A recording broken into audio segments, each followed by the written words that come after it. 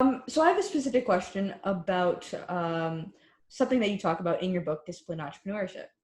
So one point that you make is how entrepreneurship is really a team sport, and the majority of successful companies were founded by teams rather than solo entrepreneurs. So on the podcast, I've had a number of other entrepreneurs on who have warned against the appeal of just having a founder for the sake of having a founder. The warning is something along the lines of, if your values don't line up, or if you just find a co-founder that doesn't really fit, that is likely to be more detrimental to the business than helpful. So what is your response to this idea? Yeah, first of all, they're absolutely right. You don't increase your odds by just finding the next person you meet on the street and say, hey, let's be a co-founder, my odds increased. It's a systematic process that you need to go through to do that. So you do have to find, you do what's called founder dating. You go out and you try to figure out who is the best person, who's an energy amplifier to work with.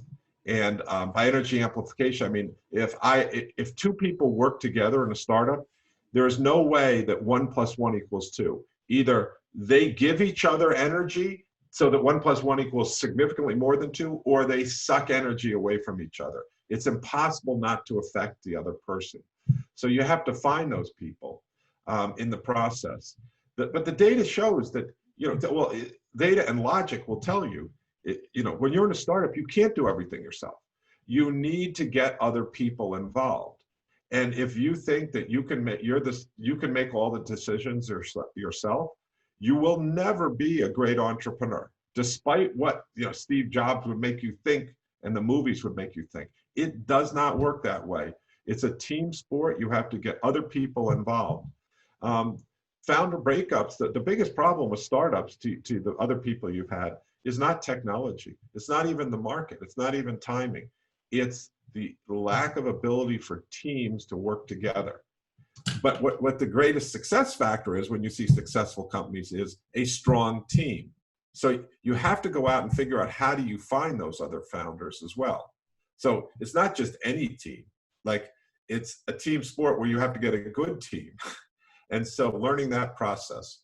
And, there's a lot of ways to do that. My colleague Noam Wasserman, who was at Harvard, was at USC out in Southern California, is now in New York City, dean of their school. Noam Wasserman's book, Founders' Dilemmas, has been great in talking about this. How do you build teams?